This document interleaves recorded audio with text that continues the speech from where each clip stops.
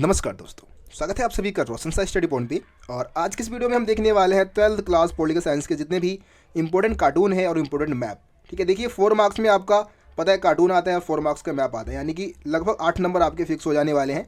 Cartoon और map इसी में से आने वाले हैं। ठीक है, इससे बाहर नहीं आएंगे। क्वेश्चंस भी हम डिस्कस कर लेंगे, कार्टून और मैप से रिलेटेड जितने भी क्वेश्चंस होंगे वो भी डिस्कस करेंगे हम। सबसे पहले हम क्या करेंगे, हमारे एनसीईआरटी बुक जो फर्स्ट और सेकंड दोनों बुक से हम क्योंकि करने वाले हैं, तो दोनों बुक में जितने भी कार्टून दे रखे हैं, कुछ कार्टून को मैंने स्किप भी कर दिया है जो मेरे हिसाब से इंपॉर्टेंट नहीं थे। बाकी मैंने ज़्यादातर कार्टून को इसमें ऐड कर रखा है और मैप को भी ऐड कर रखा है, उसको हम समझेंगे। और उसके बाद सपोर्ट में भी बहुत सारे कार्टून्स दे रखे हैं, नीचे क्वेश्चंस भी दिए होते हैं, तो उसके थ्रू भी हम क्या करेंगे, क्वेश्चंस को भी डिस्कस कर लेंगे कि कार्टून से और मैप से किस टाइप के क्वेश्चंस पूछे जाते हैं पेपर में। तो चलिए अब हम चलते हैं अपने एनसीईआरटी की पीडीएफ में और एक एक करके सभी कार्टून्स को पहले और जितने भी चित्र वगैरह दे रखे हैं उसको हम समझते हैं। सो प्यारे बच्चों, जैसा कि आप सभी को पता है, पहला चैप्टर है दो ध्रुवीयता का अंत और पहले ही पेज पे आपको ये चित्र देखने को मिल जाएगा। ये क्या है, बर्लिन की दीवार का चित्र है ना। तो बर्लिन की जो दीवार है वो बर्लिन को 2 भागों में बांटती थी, पश्चिमी बर्लिन और पूर्वी बर्लिन। ये जो दीवार है वो लगभग 150 किलोमीटर में फैली हुई थी, 28 वर्षों तक खड़ी रही थी। इसको कब बनाया गया था, 1961 में इस दीवार को खड़ी की गई थी। और इसको तोड़ा कब गया था, तो 1989 में। ठीक है, तो ये बर्लिन की दीवार के बारे में है। और बर्लिन की जो दीवार है वो साम्यवादी दुनिया और पूंजीवादी दुनिया के विभाजन का सबसे बड़ा प्रतीक माना जाता था। ठीक है, आगे देखिए अगला कार्टून, आप अगला चित्र देखेंगे तो यहाँ पे चाइना का है, ये संघाई जो शहर है, नीचे इसका चित्र दे रखा है। और ऊपर देखेंगे तो ऊपर आपको चाइनीज़ संस्कृति की बात की गई है, चाइनीज़ संस्कृति को दिखाने की कोशिश की गई है। ठीक है, और चाइना के विकास की अवधारणा को समझाने की कोशिश की गई है। ये संघाई का चित्र है जो कि लगभग 1978 के बाद ये चित्र मतलब क्लिक की गई होगी शायद, क्योंकि उसी के बाद से ही जो आपको पता है कि इतना ज़्यादा डेवलपमेंट जो है चाइना में वो इसी समय के बाद देखने को मिलता है। ठीक है, अगला आप देखेंगे ये मैप। देखो भाई, ये मैप बहुत ज़्यादा इंपॉर्टेंट है और मैप में बहुत सारे बच्चे क्यों फंसेंगे, क्योंकि उनको लोकेशन मालूम नहीं होगा कौन सा देश कहाँ पे है। तो मैं आपको बता देता हूँ, इस मैप को आप करेंगे वर्ल्ड मैप अगर पूछा जाएगा तो सबसे ज़्यादा जो इंपॉर्टेंट मैप है वो यही दे रखा है। इसमें यूरोपीय संघ के पुराने और नए देश जो है उनका लोकेशन इसमें चिन्हित किया गया है। ठीक है, तो जैसे कि आप बैगनी रंग में देखेंगे तो ये बैगनी रंग वाले पुराने सदस्य है और ये ऑरेंज में जो दे रखा है आपका, ये सारे नए देश है जो कि नए देश शामिल हुए हैं। तो इसमें से सबसे इंपॉर्टेंट लोकेशन आप याद रखिए पोलैंड का।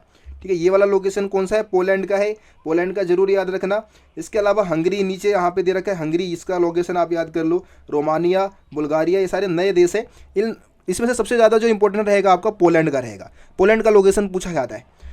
पुराने ये सारे नए सदस्य देश है। पुराने सदस्य देशों में स्पेन है ना, पुर्तगाल, आयरलैंड है आपका, यूनाइटेड किंगडम है यानी इंग्लैंड है आपका, फ्रांस है, ठीक है, जर्मनी है, डेनमार्क है, स्वीडन है, इटली है।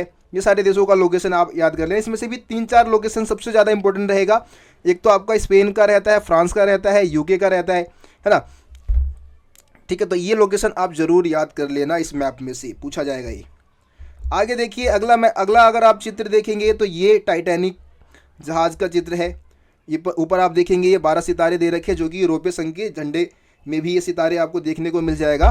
ठीक है, तो ये मतलब यूरोपीय संघ को एक टाइटैनिक के रूप में क्यों दिखाया गया है। तो देखिए टाइटैनिक जैसा कि आपको पता है जहाज़ इतना विशाल का है, जहाज़ जिसका कभी मतलब ये अनुमान ही नहीं था कि वो डूब जाएगा, लेकिन वो डूब गया। ऐसे ही यूरोपीय संघ में जो ये कोशिश की जा रही थी कि भाई हम संविधान बना लेंगे, सभी देश मिलकर एकजुट होकर काम कर लेंगे, ये सही साबित नहीं हुआ।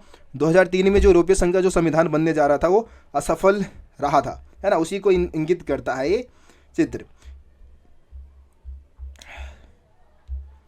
इधर देखिए एक और मैप आ गया है, ये पूर्वी एशिया का मैप है।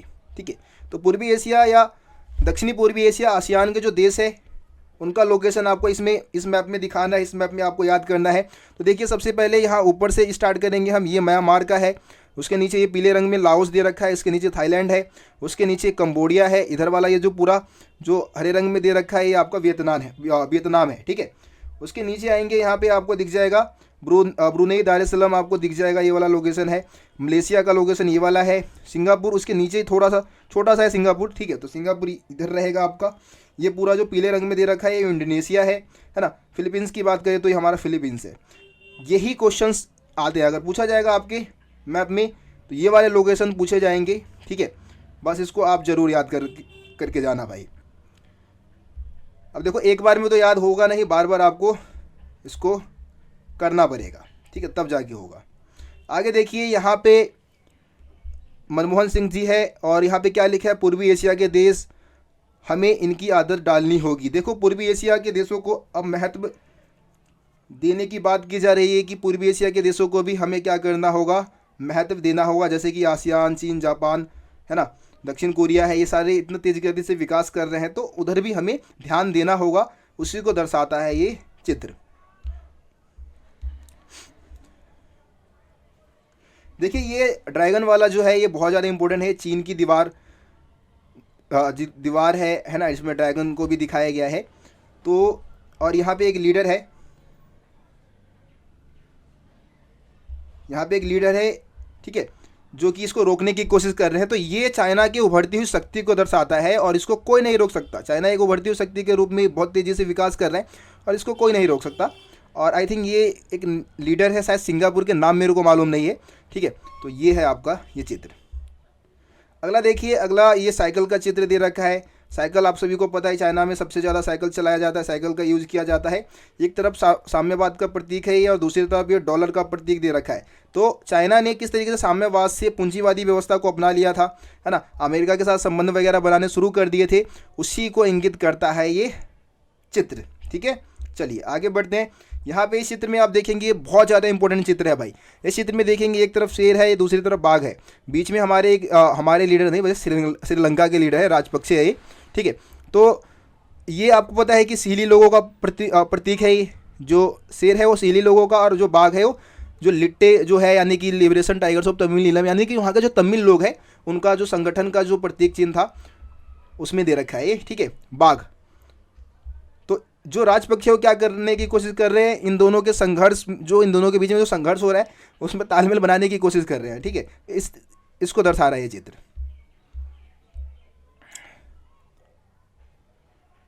देखिए ये चित्र आप देखेंगे, एक तरफ ये परवेज मुशर्रफ है आई थिंक, ठीक है, हाँ, और दूसरी तरफ हमारे मनमोहन सिंह जी है। तो ये इंडिया पाकिस्तान के बीच में संबंध को दर्शा रहे हैं चित्र कि भाई बंकरों की भूल भुलैया से कुर्सी मेजों की भूल भुलैया तक, यानी कि जो हम युद्ध कर रहे हैं, मारकाट कर रहे हैं, उससे हम क्या छोड़ के हम जो अपना बातचीत का रास्ता अपनाए, है ना, कुर्सियों पे बैठ के बातचीत करें, इसको दर्शाने की कोशिश की जा रही है इस चित्र में। लेकिन आप सभी को पता है कि इंडिया पाकिस्तान के बीच में वार्ताओं का दौर तो शुरू होता है लेकिन उसका कोई मतलब नहीं निकलता, ठीक है। देखिए ये जो चित्र है वो दक्षिण एशिया का है आई थिंक, और दक्षिण एशिया के जो देश है, जी हाँ, दक्षिण एशिया के जो देश है वो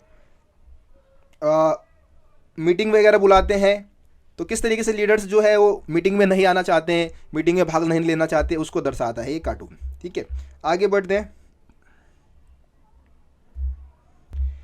देखिए ये जो चित्र है ये इंडिया और पाकिस्तान के संबंध में जो बाहरी मुल्कों का जो दखल अंदाजी होता है उसका वर्णन करता है। ऊपर में आप देखेंगे चाइना के लीडर है, इधर हमारे अटल बिहारी वाजपेयी है और ये आई थिंक परवेज़ मुशर्रफ जी ही है शायद, ठीक है। और दूसरी तरफ इधर देखेंगे तो इंडिया से हमारे ये लीडर है, हमारे अटल बिहारी वाजपेयी जी है, और ये पाकिस्तानी लीडर है ना। और बीच में जो अंपायर का जो भूमिका निभा रहे है वो आमिर का निभा रहा है ना। लिखा भी क्या है कि अंपायर को तय करना है कि गेंद भारत के पाले में है या पाकिस्तान के पाले में, ठीक है। तो ये संबंध, भारत पाकिस्तान संबंध में जो दूसरे देशों की जो भूमिका है, खास करके चाइना और अमेरिका की जो भूमिका है, उसको दर्शाता है ये चित्र। देखिए अगला चित्र आप देखेंगे तो ये जो चित्र है ये इजराइल ने लेबनान पर जो हमला किया था, है ना, उसका वर्णन करता है। और उग्रवादी जो हिजबुल्लाह पर नियंत्रण करने के लिए हमला किया गया था इजराइल के द्वारा, है ना, लेकिन इसमें बहुत सारे आम नागरिक मारे गए थे और संयुक्त राष्ट्र संघ ने इसकी कोई निंदा भी नहीं की थी और जो मतलब इस पर जो सुनवाई भी किया वो बहुत लेट कर दिया था, है ना। तो यहाँ पे संयुक्त राष्ट्र संघ की भूमिका जो है वो सही तरीके से भूमिका नहीं निभा पाते हैं अंतर्राष्ट्रीय मामले में, उसका वर्णन करता हुआ ये चित्र है, ठीक है।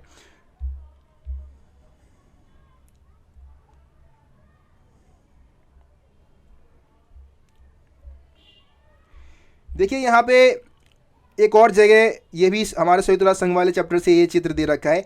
दारफुर, दारफुर एक जगह का नाम है। तो वहाँ पे बहुत ज़्यादा मतलब व्यवस्थाएं जो है वो ठीक नहीं है, लोगों की हालत बद से बदतर हो गई है। लेकिन जो संयुक्त राष्ट्र संघ है इसकी स्थिति में कोई हस्तक्षेप नहीं कर रहा है, उसकी स्थिति को सुधारने के लिए कोई मतलब कोशिश नहीं कर रहा है, उसी चीज़ को दर्शा रहा है ये हमारा चित्र। ठीक है, देखो चित्र को समझना बहुत ज़रूरी है। क्वेश्चन जो आएंगे ना आप आसानी से कर पाओगे, लेकिन आप अगर चित्र को समझ गए तो कोई भी क्वेश्चन पूछ ले आप आसानी से बता सकते हो। देखो यहाँ पे ये जो चित्र है वो संयुक्त राष्ट्र संघ में जो अमेरिका का जो वर्चस्व है उसको दर्शाता है ना। अमेरिकी वर्चस्व को दर्शाता है कि यूएनओ यानी कि आप प्यार मोहब्बत से मान लो, नहीं तो दूसरा जो मेरे पास तरीका है वॉर है, युद्ध से भी हम क्या कर लेंगे, किसी भी देश को अपनी बात मानने से मनवा लेंगे। ठीक है, तो या तो आप यूएनओ की बात मान लो, यूएनओ में भी किसका दबदबा है भाई, अमेरिका का है। दूसरी तरफ अगर आप यूएनओ से नहीं मानोगे तो है ना हमारे पास वॉर का रास्ता है। ठीक है, तो ये है ये चित्र। आगे देखिए ये जो कबूतर वाला चित्र है काफ़ी इंपॉर्टेंट है, आप सभी को पता है कबूतर जो है किसका प्रतीक है भाई, शांति का प्रतीक है। और सेना आप सभी को पता है युद्ध और हिंसा का प्रतीक माना जाता है। तो ये भारत ने जो श्रीलंका में जो शांति सेना भेजी थी उसका वर्णन करता है ये चित्र कि भाई मतलब युद्ध या हिंसा को रोकने के लिए सेना का इस्तेमाल किया जा रहा है, वो क्या सही है या गलत है, उसी का वर्णन ये चित्र करता है। ठीक है,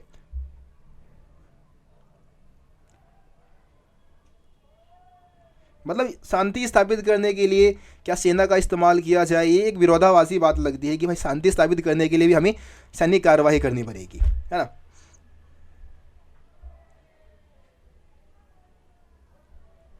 देखिए अगला आप देखेंगे यहाँ पे दो देश है, एक तो नॉर्थ कोरिया आपको नीचे दिख रहे हैं, किंग जोन उन जी हमारे दिख रहे हैं, इधर ईरान दिख रहा है आपको, है ना। और ऊपर ये परमाणु शक्ति संपन्न देश है जिसमें से आपको अमेरिकी लीडर्स दिख जाएंगे आपको, है ना। रशियन है और रशियन लीडर है आपके, और फ्रांसीसी लीडर, है ना, जिनके पास परमाणु शक्ति मतलब है। तो ये परमाणु शक्ति संपन्न जो देश है वो कभी नहीं चाहते कि जो गैर परमाणु संपन्न जो देश है, मतलब जो जिसके पास परमाणु हथियार नहीं है वो भी परमाणु हथियार को पाले, वो परमाणु शक्ति अख्तियार कर ले, है ना। तो इसमें उनके रवैये को दर्शाने की कोशिश की गई है।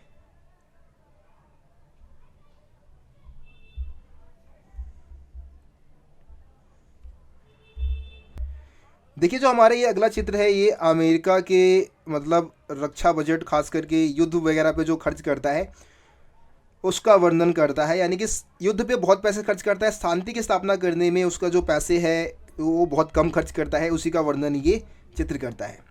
आगे देखिए हम अगला चित्र देखेंगे। यहाँ पे खतरे के नए स्रोतों का वर्णन किया गया है, जैसे कि प्राकृतिक आपदा, है ना, आतंकवाद, ये खतरे के नए स्रोत है और इसका दुनिया के ऊपर क्या प्रभाव पड़ रहा है उसको दर्शाने की कोशिश की जा रही है इसमें।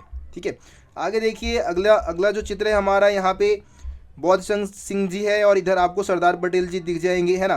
ठीक है, तो यहाँ पे जो हमारे सरदार पटेल है वो इनसे कुछ इनके पास जो पावर है, विदेशी मामले है, प्रतिरक्षा संचार के जो मामले हैं उससे मांगने की कोशिश कर रहे हैं, है ना। तो इसको दर्शा रहा है ये चित्र। मतलब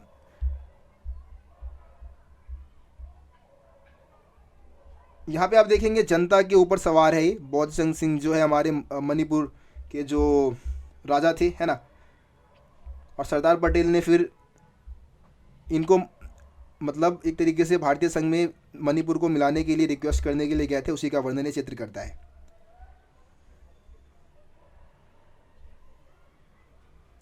देखिए अगला चित्र आप देखेंगे, इस चित्र में हमारे जवाहरलाल नेहरू जी है।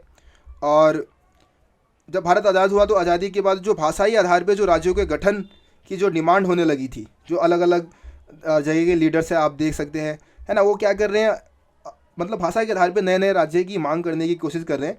इस वजह से हमारे जो जवाहरलाल नेहरू जी है वो कन्फ्यूज़ है क्या करे। ठीक है, तो उसी का वर्णन ये चित्र करता है।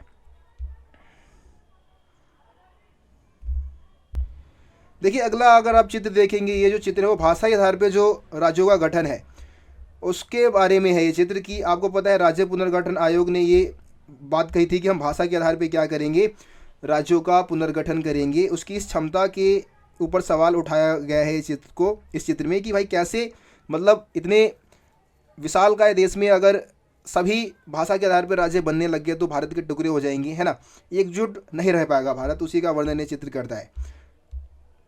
आगे देखिए अगला जो ये चित्र है आपका, इस चित्र को आप देखेंगे तो इस चित्र में कांग्रेस पार्टी का वर्णन किया गया है। और जो लीडर्स आप देखेंगे, नेहरू जी बीच में बैठे हुए हैं और सोच रहे हैं, बहुत गंभीर विचार विमर्श मतलब कर रहे हैं वो कि भाई किस किस को सीट दूँ। सारे ये सीट पाने के लिए भीड़ लगाए बैठे हैं यहाँ पे, है ना।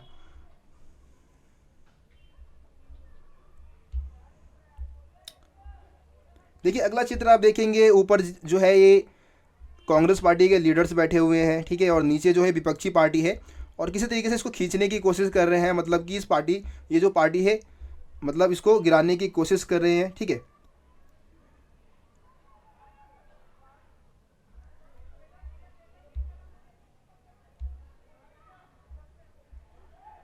अगला जो चित्र है ये 1971 के इलेक्शन के बारे में आई थिंक, ठीक है। तो 1971 में आप सभी को पता है इंदिरा गांधी की जीत हुई थी और विपक्षी पार्टी ने जो ग्रांड अलायंस बनाया था वो बिल्कुल पूरी तरीके से फेल हो गया था, उसी का वर्णन करता है ये चित्र। देखिए बस आपको मैं थोड़ा सा तेज़ी में ये बताने की कोशिश कर रहा हूँ कि कौन सा कार्टून क्या दर्शाता है। बाकी अभी हम सपोर्ट से जो क्वेश्चंस उठाएंगे उसमें आप ज़्यादा आसानी से चीज़ों को समझ पाएंगे, ठीक है।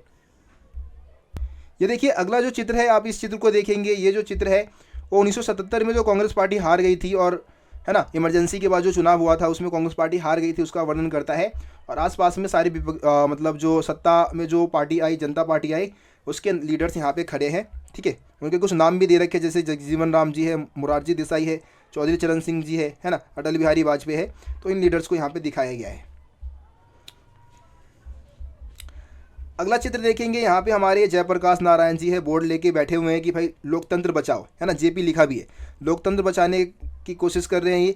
नीचे ये सारे भी जो सत्तारूढ़ी पार्टी है उसके लीडर से, देखो वो लोकतंत्र को पतीला लगाना चाहता है और अराजकता फैलाना चाहता है और सत्ता हासिल करना चाहता है। मतलब ये इनका कहना ये है कि भाई ये जो है वो लोकतंत्र का पतीला लेके, लोकतंत्र का झंडा लेके सत्ता में आना चाहता है, ऐसा ये कह रहे हैं, ठीक है।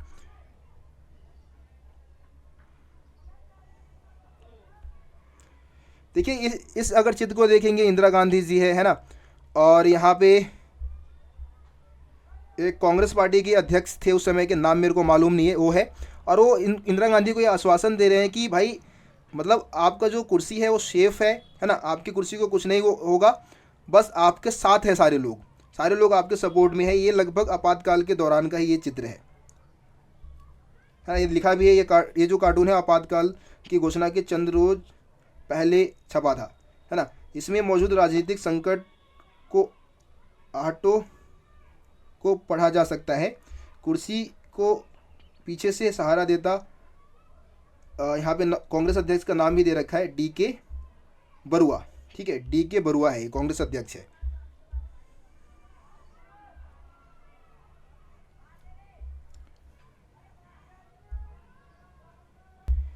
ये देखिए अगला जो आप चित्र देखेंगे, ये जो चित्र है वो जो जनता पार्टी है, जनता पार्टी में सत्ता के लिए जो संघर्ष चला, जो मतलब जो भी अंदर जो भी खलबली हुई, उसी का वर्णन ये चित्र करता है कि सत्ता के लिए जो लीडर्स थे वो आपस में ही एक दूसरे से लड़ रहे हैं, खींचातानी कर रहे हैं, ठीक है।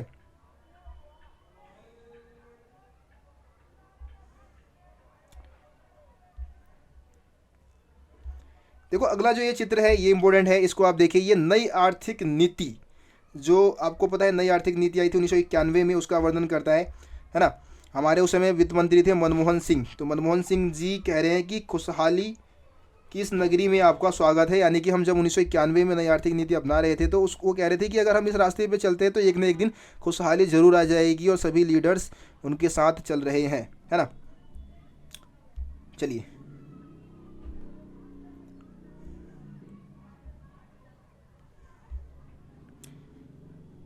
देखिए ये जो चित्र है हमारे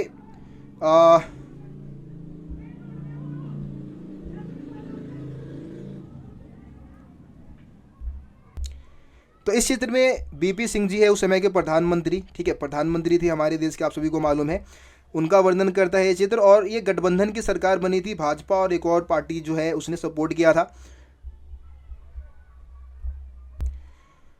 ऊपर जो दो लीडर है उसमें एक तो ज्योति बसु है और दूसरे आडवाणी जी है, जो कि BP सिंह को मतलब कठपुतले की तरह नचाने की कोशिश कर रहे हैं, है ना। तो गठबंधन की सरकार में ये यही होता है कि भाई वैसे तो सरकार बन जाती है किसी एक व्यक्ति की, है ना, लेकिन जो दूसरे जो सपोर्ट करने वाले होते हैं वो भी क्या करते हैं, अपनी चलाने की कोशिश करते हैं। इस वजह से जो सत्ता में होता है वो कठपुतली की तरह नाचता है, कहीं ना कहीं यही इस चीज़ को दर्शाने की कोशिश की जा रही है इसमें। तो ये तो वैसे भाई हमारे सारे कार्टून थे। अब हम क्या करने वाले हैं, सपोर्ट में बहुत सारे कार्टून्स दे रखे हैं, उन कार्टून्स के नीचे क्वेश्चंस भी दिए होते हैं, तो हम कार्टून और क्वेश्चन आंसर दोनों करने वाले हैं। तो चलिए अब चलते हैं अपनी सपोर्ट की पीडीएफ में। देखिए यहाँ पे सबसे पहला जो चित्र आपका है, ये चित्र आप देखिए और इस चित्र को देखने के बाद जो क्वेश्चंस दे रखे हैं उसका आंसर आप दीजिए। तो जैसे कि आप इस चित्र को देखेंगे, आप सभी को पता है कि ये बर्लिन की दीवार का चित्र है ना।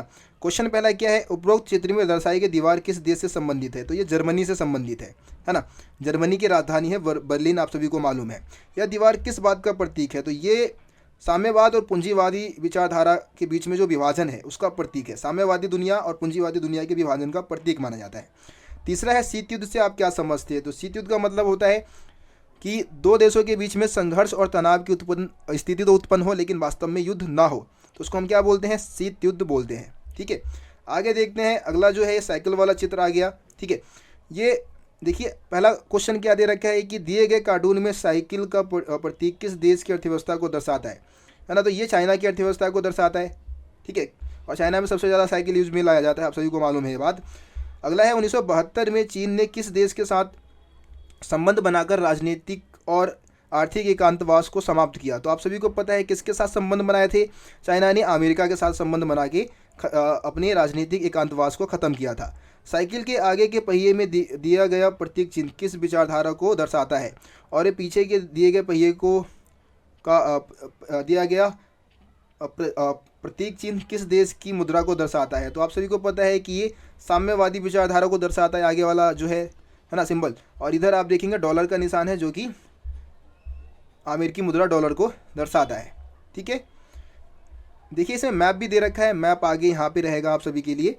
तो मैप आप सभी को पता है कैसे करना होता है। मैप को देखेंगे आप, जो क्वेश्चन दिए होंगे उस क्वेश्चन के अकॉर्डिंग आपको आंसर देना होता है। एक क्रम संख्या लिखा होगा, मैप में जो संबंधित अक्षर होगा उसको यहाँ पे लिखना होगा और देश का जो नाम होगा यहाँ पे लिखना होगा, देश या राज्य का नाम जो होगा वो यहाँ पे लिखना होगा।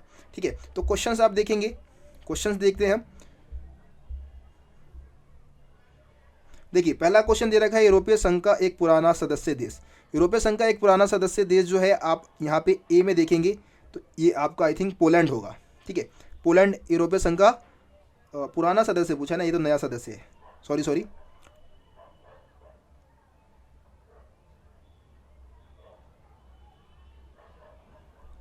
देखो मैं यहाँ पे सबसे पहले क्वेश्चन का आंसर देता हूँ चौथे का।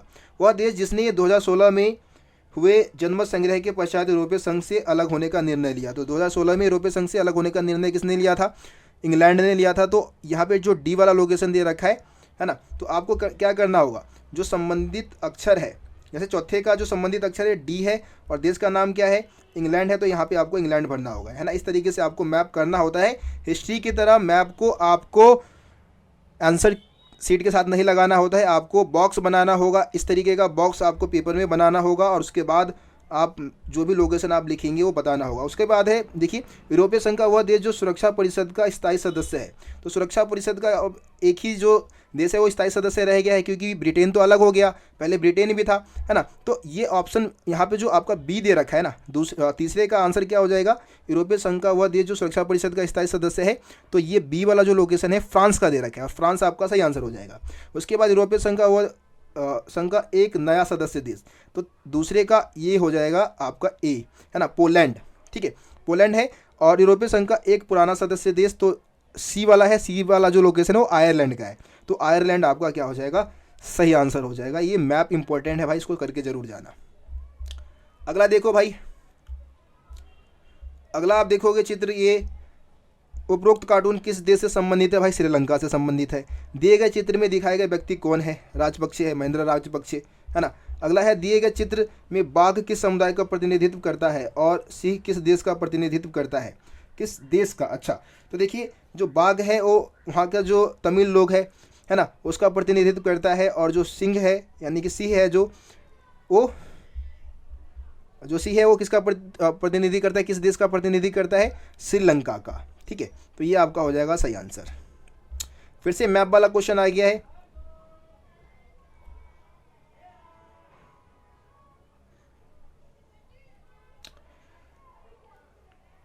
तो क्वेश्चन है हमारा, मतलब मैप का क्वेश्चन है, चारों ओर स्थल से घिरा देश, चारों ओर स्थल से घिरा हुआ देश इसमें से कौन सा है भाई? हमारा है नेपाल, डी है ना, डी नेपाल है। वह देश जहां जातीय संघर्ष हुआ श्रीलंका है, आप सभी को मालूम है। वह देश जहां आज़ादी के बाद अधिकांश समय सैनिक शासन रहा, तो आज़ादी के बाद अधिकांश समय सैनिक शासन कहाँ रहा? पाकिस्तान में रहा, तो बी जो लोकेशन है सही हो जाएगा। और चौथा है 1971 में एक स्वतंत्र देश बना। 1971 में स्वतंत्र देश कौन सा देश बना था भाई? बांग्लादेश बना था। ऑप्शन ए जो दे रखा है मतलब मैप में वो सही हो जाएगा। ठीक है, आगे बढ़ते हैं। अगला क्वेश्चन, अगला जो चित्र है ये है, तो समझा चुका हूँ ये चित्र को मैं, है ना। अब सीधा हम क्या करते हैं, यहाँ पे देखते हैं क्वेश्चन है, प्रस्तुत कार्टून में दिखाया गया व्यक्ति किस देश को इंगित करता है? तो ये अमेरिका को इंगित करता है। कार्टून में दिखाए गए व्यक्ति के दाएं हाथ में किसका चिन्ह है? तो यूएनओ का चिन्ह है ना, संयुक्त राष्ट्र संघ का चिन्ह है। आम सभा के कोई 2 कार्य लिखिए। देखिए आम सभा में सभी बैठकें होती है, जितने भी फैसले होते हैं आम सभा में लिए जाते हैं, है ना। और आम सभा जो भी समस्याएं हैं उस पर विचार विमर्श करती है, समस्याओं के समाधान के लिए जो भी कदम उठाए जा सकते हैं उस पर विचार विमर्श करती है आम सभा। चलिए आगे बढ़ते हैं। अगला जो है ये प्राकृतिक आपदाएं, आतंकवाद, आपको पता है कि ये जो खतरे के नए स्रोत है उसका वर्णन करता है ये चित्र, है ना, ये कार्टून। उपरोक्त कार्टून में सुरक्षा के किन खतरों को दर्शाया गया? तो खतरे के जो नए स्रोत है जैसे कि आतंकवाद, प्राकृतिक आपदा, महामारी, उसको दर्शाया गया है ना। सुरक्षा के इन खतरों से किस प्रकार निपटा जा सकता है? तो सुरक्षा के इन खतरों से आप तभी निपट सकते हो जब आप एक दूसरे को सहयोग करोगे, सहयोग मूलक सुरक्षा की नीति को अपनाना होगा, तब जाके ही हम सभी देश मिलकर इसको ख़त्म कर सकते हैं। अगला है, सुरक्षा की पारंपरिक अवधारणा में प्रमुख खतरे कौन से? सुरक्षा के पारंपरिक अवधारणा में प्रमुख जो खतरा होता है वो कोई दूसरा देश होता है जिसमें जो सैन्य हमले की धमकी देता है ना। तो ये सुरक्षा के पारंपरिक अवधारणा में खतरा तो कोई दूसरा देश होता है, सैन्य हमले की धमकी देता है या सैन्य हमला जो किया जाता है उसको सबसे बड़ा खतरा माना जाता है। ठीक है, आगे देखिए इस चित्र को आप देखेंगे। इस चित्र में जल के बारे में दिखाया गया है। जल जो महत्वपूर्ण संसाधन है उसका वर्णन करता है। देखिए क्या लिखा है क्वेश्चन की, पृथ्वी में किस संसाधन की कमी हो रही है? तो जल संसाधन की कमी लगातार होती जा रही है ना। कौन सा प्राकृतिक संसाधन साझा संसाधन माना जाता है? प्राकृतिक संसाधन में साझा संसाधन की बात करें तो जल भाई एक साझा संसाधन है जिसका इस्तेमाल सभी कर सकते हैं, है ना। उसके बाद है, वे मध्य एशिया के देश जिनके बीच जल के लिए हिंसक संघर्ष हुआ एवं किन कारणों से पेयजल की कमी हो रही है? सबसे पहले तो उन देशों का नाम बताना है जिसके बीच में जल संघर्ष हुआ है। मध्य एशिया के देशों के नाम बताने हैं, तो जैसे कि जॉर्डन है, इजराइल है, सीरिया है, इनके बीच में संघर्ष हुआ है ना। और जल के कमी के कारण, जल में कमी के कारण क्या है? जल में कमी इसलिए हो रही है, जल की मात्रा में कमी इसलिए हो रही है क्योंकि जनसंख्या लगातार बढ़ रही है ना। हम पानी को दूषित करते जा रहे हैं, तो इस वजह से जल में कमी हो रही है। आगे बढ़ो, अगला देखो। ये जो है मिक्की माउस है और दूसरे बहुत सारे चित्र वगैरह दे रखे हैं, है ना। तो ये जो है वो वैश्वीकरण वाला चैप्टर से है। क्वेश्चन क्या है हमारा, क्वेश्चन देखते हैं। क्वेश्चन है, उपरोक्त कार्टून में वैश्वीकरण के किस प्रभाव को दर्शा रहा है? वैश्वीकरण के सांस्कृतिक प्रभाव को दर्शाने की कोशिश की जा रही है ना। जो कमज़ोर संस्कृति के ऊपर जो मजबूत संस्कृति है वो अपना पैर पसारे जा रहा है। मैकडोनाल्डीकरण किस देश की संस्कृति को परिलक्षित करती है? जो मैकडोनाल्डीकरण है वो अमेरिकी संस्कृति को दर्शाती है ना। वैश्वीकरण का विरोध इनमें से किन आधारों पर किया जाता है? वैश्वीकरण के जो भी राजनीतिक, आर्थिक, सामाजिक प्रभाव है उसके कारण वैश्वीकरण का विरोध किया जाता है। जैसे कि आर्थिक असमानता में वृद्धि हो रही है, लोग बहुत सारे बेरोजगार होते जा रहे हैं, है ना। कल्याणकारी राज्य की अवधारणा खत्म होती जा रही है, तो इस वजह से वैश्वीकरण का विरोध किया जाता है। अगला देखिए, अगला चित्र है हमारा। चित्र आप समझ चुके हैं सभी, किसी को कोई दिक्कत नहीं होगा चित्र को समझने में। क्वेश्चन है हमारा, इंस्ट्रूमेंट ऑफ एक्सेशन क्या था? तो आप सभी को पता है ये सहमति पत्र था। इंस्ट्रूमेंट ऑफ एक्सेशन पे हस्ताक्षर करने का मतलब ये था कि रजवाड़े के राजा जो है भारतीय संघ में शामिल होने के लिए तैयार है ना। अगला है, स्वतंत्र भारत के प्रथम गृह मंत्री कौन थे? तो सरदार पटेल जी जो थे, सरदार वल्लभ भाई पटेल जो थे वो स्वतंत्र भारत के पहले गृह मंत्री थे, है ना। भारत सरकार द्वारा राजा से किन मामलों के हस्तांतरण की मांग की जा रही है? तो भाई भारत सरकार ने उनसे विदेशी मामले, है ना, इसके अलावा व्यापार, संचार जैसे जो मुद्दे हैं, अंतरिक्ष, विदेशी मामले और व्यापार के जो मुद्दे हैं उसकी मांग कर रही है। ठीक है, आगे देखिए, मैप वाला क्वेश्चन आ चुका है। तो मैप वाले क्वेश्चन में आप देखेंगे पहला है कि वह राज्य जिसे मध्य प्रदेश से अलग करके बनाया गया। तो मध्य प्रदेश से अलग करके किसको बनाया गया भैया, छत्तीसगढ़ को बनाया गया, है ना। संबंधित अक्षर ए, राज्य का नाम छत्तीसगढ़ लिख दोगे, ठीक है। उसके बाद है स्वतंत्र भारत में साम्यवादी सरकार द्वारा शासित पहला राज्य है। तो साम्यवादी सरकार कहाँ बनी थी, सबसे पहले केरल में बनी थी। बी लिख दोगे यहाँ पे और केरल लिख दोगे यहाँ पे, ठीक है। उसके बाद तीसरा है पोट्टी श्री रामल्लू से संबंधित राज्य, कहाँ से थे भाई पोट्टी श्री रामल्लू, आंध्र प्रदेश से थे, है ना। सी लिख दोगे यहाँ पे, आंध्र प्रदेश लिख दोगे यहाँ पे। अगला है भारत का वह भाग जहाँ सार्वभौमिक व्यस्क मताधिकार पर सबसे पहले चुनाव हुआ। तो इसमें लोकेशन जो दे रखा है भैया, डी दे रखा है, डी है मणिपुर, ठीक है। मणिपुर लिख दोगे, यहाँ डी लिख दोगे, इधर मणिपुर लिख दोगे, मैप हो जाएगा। मैप इंपॉर्टेंट है भाई, ये भी मैप इंपॉर्टेंट है, पेपर में आता है। चलो अगला देखो भाई, अगला कार्टून देखो। क्वेश्चन है भारत में चुनाव आयोग का गठन किस वर्ष हुआ। आप सभी को पता है 1950 में, ठीक है, चुनाव आयोग का गठन किया गया। भारत के प्रथम चुनाव आयुक्त कौन थे, सुकुमार सेन जी थे। कौन थे, सुकुमार सेन जो थे वो भारत के पहले चुनाव आयुक्त थे। कार्टून में भारी भीड़ क्या दर्शाती है, चुनाव समिति के मंच पर बैठे किसी एक नेता की को पहचानिए। देखिए कार्टून में दर्शाया जा रहा है कि नेता लोग जो है वो किस तरीके से कांग्रेस पार्टी में मतलब सीट चाहते हैं, है ना, टिकट चाहते हैं, कांग्रेस पार्टी का टिकट चाहते हैं। और इसमें से एक नेता, तो भाई नेता जो है हमारे लीडर है ऊपर बैठे हुए बीच में, जवाहरलाल नेहरू जी है, बस बात खत्म। चलिए आगे बढ़ते हैं। आगे देखिए अगला मैप आ चुका है हमारे सामने, ठीक है। मैप में क्वेश्चंस देखते हैं और आंसर देते हैं। वह राज्य जहां नेशनल कॉन्फ्रेंस को जीत हासिल हुई। तो नेशनल कॉन्फ्रेंस भाई कहाँ की पार्टी थी, जम्मू कश्मीर की, ऑप्शन ए सही हो जाएगा, है ना। वह राज्य जहां कम्युनिस्ट पार्टी की सरकार बनी, कहाँ बनी थी भैया, केरल में बनी थी, है ना, केरल आपका हो जाएगा। वह राज्य जहां विधानसभा चुनाव में कांग्रेस ने पूर्ण बहुमत की सरकार बनाई। भारत के प्रथम प्रधानमंत्री इस राज्य से थे। तो देखिए इसका जो सही आंसर हो जाएगा आप सभी का, एक सेकेंड,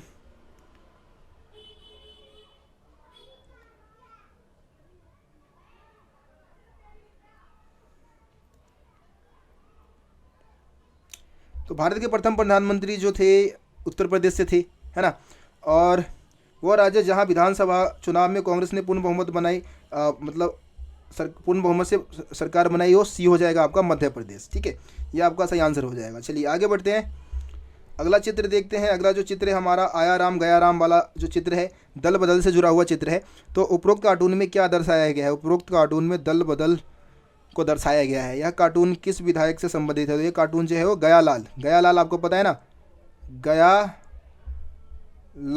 है ना, हरियाणा के एक विधायक थे, उनके बारे में है। दल बदल के दो दोष बताइए। देखिए दल बदल से क्या होता है, राजनीतिक अस्थिरता आ जाती है, लोगों का मोह भंग होता है, क्योंकि भाई एक जो पार्टी, एक लीडर है वो किसी पार्टी से खड़ा हुआ और उसके बाद दूसरी पार्टी में शामिल हो गया, ये लोकतंत्र के लिए ठीक नहीं है, है ना। इससे भ्रष्टाचार बढ़ता है, ये पॉइंट्स आप लिख सकते हैं, लालच भ्रष्टाचार बढ़ता है। अगला ये चित्र देखेंगे, इस चित्र में आप देखेंगे इंदिरा गांधी है, ये हमारे बीवी गिरी जी है ना, और इधर संजीव रेड्डी जी है जो कि कांग्रेस पार्टी के लिए राष्ट्रपति का चुनाव हुआ था 1969 में, उसके लिए खड़े हुए थे, है ना। तो उसके बारे में है चित्र। देखिए उपरोक्त कार्टून में क्या दर्शाया गया है, उपरोक्त कार्टून में राष्ट्रपति चुनाव को दर्शाया गया है, जो 1969 में जो राष्ट्रपति का चुनाव हुआ था उसको दर्शाया गया है, ठीक है। इस चुनाव में कांग्रेस के आधिकारिक उम्मीदवार कौन थे, कांग्रेस के आधिकारिक उम्मीदवार एन संजीव रेड्डी जी थे, है ना। इस चुनाव के क्या परिणाम निकले भाई, देखो इस चुनाव के बाद क्या होता है, कांग्रेस पार्टी में विभाजन हो जाता है, कांग्रेस ओ और कांग्रेस आर, है ना, ये दो प्रकार की कांग्रेस पार्टी मतलब बढ़ जाती है। देखिए अगला फिर से मैप आ गया है, मैप को आप देख लिए। मैप है कि एक राज्य जहां पर कांग्रेस को 1967 के चुनाव में बहुमत नहीं मिला था। तो बहुमत तो भाई देखो यूपी भी है, बिहार भी है ना। तो यहाँ पे मैं यूपी के साथ जाना चाहूँगा, क्योंकि जो कर्पूरी ठाकुर जिस राज्य से थे वो बिहार हो जाएगा हमारा, तो इसलिए मैं डी के साथ जाना चाहूँगा। आपका जो डी है यूपी, है ना, वहाँ पे इसको बहुमत नहीं मिली थी। संयुक्त विधायक दल या पॉपुलर यूनाइटेड फ्रंट की सरकार से संबंधित राज्य कौन सा है, ठीक है। उसके बाद एक और है राज्य जिसका संबंध दोपहर के भोजन के नेता से है। तो जो दोपहर का जो भोजन है मिड ए मील, है ना, इसका संबंध कहाँ से है भैया, ये एक सेकेंड, के कामराज,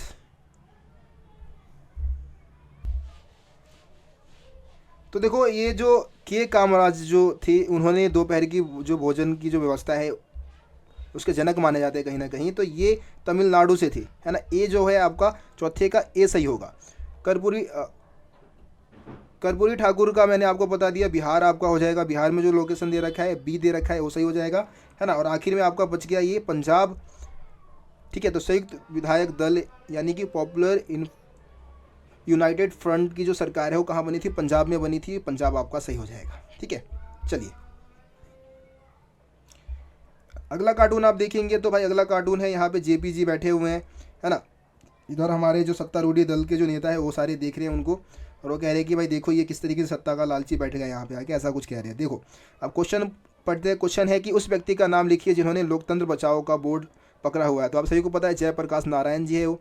दूसरा है जेपी को किस नेता के विकल्प के रूप में प्रस्तुत किया गया है। तो जेपी को इंदिरा गांधी के विकल्प के रूप में पेश किया गया है कि भाई इंदिरा गांधी हटेगी तो जेपी जी बन जाएंगे हमारे प्रधानमंत्री। चलो आगे देखो, कार्टून चित्र में दिखाए गए नेताओं के विचार से बैठे हुए व्यक्ति का क्या उद्देश्य है।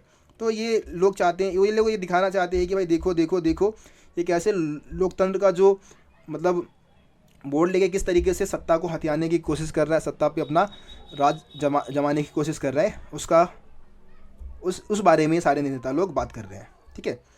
चलिए अगला देखिए, अगला मैप आ चुका है आप सभी के सामने, इंडिया का मैप है। तो वह राज्य जहां जनवरी 1974 में छात्रों ने भ्रष्टाचार के खिलाफ आंदोलन किया, ठीक है। तो भ्रष्टाचार के खिलाफ आंदोलन वैसे जो किया था वो गुजरात में किया था। ये वाला लोकेशन जो दे रखा है गुजरात में, वो सही हो जाएगा, ठीक है। अगला देखिए 1977 के चुनाव में इन राज्यों में अकाली दल की सरकार बनी थी। भाई अकाली दल कहाँ से थे, पंजाब से थे। वैसे यहाँ पे पंजाब में लोकेशन नहीं दे रखा है, हिमाचल प्रदेश में दे दिया है, ये पंजाब में होना चाहिए था, ठीक है। पंजाब में आपका क्या हो जाएगा, सही हो जाएगा, ठीक है। उसके बाद चौधरी चरण सिंह से संबंधित राज्य, तो चौधरी चरण सिंह से संबंधित राज्य कौन सा है, हमारा यूपी है, ठीक है। बी वाला लोकेशन सही हो जाएगा। और अगला दे रखा है वह राज्य जहां लंबे समय तक कम्युनिस्ट पार्टी की सरकार रही। तो कम्युनिस्ट पार्टी वैसे कहाँ से है भैया, तमिलनाडु तो नहीं होगा, ये डी ए भी लोकेशन गलत दे रखा है, आई थिंक आपका केरल हो जाएगा इसका सही आंसर, ठीक है।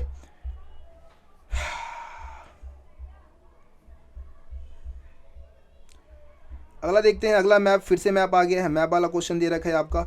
मैप वाला क्वेश्चन क्या है कि वर्ष 1986 में तत्कालीन प्रधानमंत्री राजीव गांधी के साथ समझौते पर हस्ताक्षर किए गए नए बने राज्य के प्रथम मुख्यमंत्री कौन थे, ठीक है। तो यहाँ पे आप सभी को बताना है, जो राजीव गांधी के साथ आपको पता है आई थिंक नाम था लाल डेंगा, ठीक नाम बोल रहा हूँ मैं, लाल डेंगा। तो लाल डेंगा के साथ समझौता हुआ था 1986 में, है ना। कहाँ से थे वो, कहाँ से थे, मिजोरम से थे, है ना, मिजोरम, ठीक है। बी वाला जो लोकेशन है मिजोरम दे रखा है आपका, सही हो जाएगा। अगला देखते हैं, वह राज्य जिसमें 1979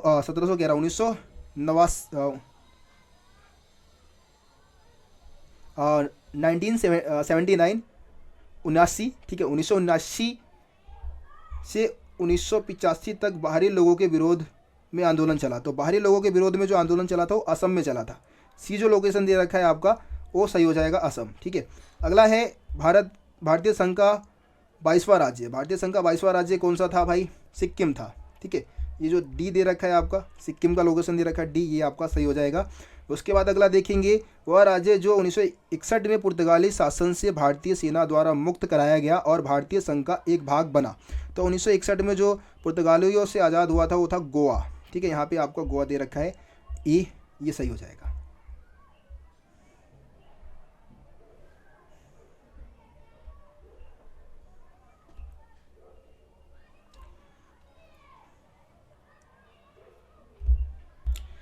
तो यहाँ पे पहला क्वेश्चन आप देखेंगे, वह राज्य जहाँ से पूर्व प्रधानमंत्री बीपी सिंह निर्वाचित हुए। तो बीपी सिंह जो निर्वाचित हुए वो यूपी, ठीक है। ये जो दे रखा है आपका सही हो जाएगा। अगला देखेंगे, जून 1996 से अप्रैल 1997 तक रहे पूर्व प्रधानमंत्री एच.डी. देवगौड़ा का राज्य। देखिए एच.डी. देवगौड़ा जो थे वो कर्नाटक से थे, सी आपका सही हो जाएगा, कर्नाटक, ठीक है। इसी में दे रखा है अगला कि वह राज्य जिसका संबंध मंडल आयोग के अध्यक्ष से है। बिंदेश्वरी प्रसाद मंडल कहाँ से थे, बिहार, ऑप्शन डी आपका क्या हो जाएगा, सही हो जाएगा। उसके बाद अगला देखेंगे, वह राज्य जहाँ 1957 से लेकर 1967 तक नेशनल कॉन्फ्रेंस की सरकार रही, तो जम्मू कश्मीर हो जाएगा, बी आपका सही हो जाएगा, ठीक है। आगे बढ़ते हैं, बस इतना ही था। तो इस तरीके से आपका ये जो जितने भी मैप और कार्टून आपको करवाने थे मैंने करवा दिया है। ठीक है, थोड़ी वीडियो लंबी हो गई है, लेकिन ये है कि भाई आपके एग्ज़ाम में मैप और कार्टून इन्हीं में से दिखने वाले हैं। इनको आप करके चले जाते हैं तो समझ लीजिए कि भाई आपके 8 नंबर पूरे फिक्स हो जाएंगे। ठीक है, आप आसानी से पूरे नंबर ले पाएंगे। तो उम्मीद करता हूँ कि आज की वीडियो आप लोगों को पसंद आया होगा। कोई भी डाउट हो आप मेरे को कमेंट में बता सकते हैं। ठीक है, बाकी वीडियो को ज़्यादा से ज़्यादा लाइक शेयर जरूर करें और चैनल को अभी तक सब्सक्राइब नहीं किया तो सब्सक्राइब करके बेल आइकन को प्रेस कर दे, ताकि हमारे चैनल पर आने वाली सभी वीडियो का नोटिफिकेशन सबसे पहले आप तक पहुंचे। तो मिलते हैं आप सभी से अगली वीडियो में, तब तक के लिए जय हिंद, जय भारत। आप सभी अपना ख्याल रखें। धन्यवाद।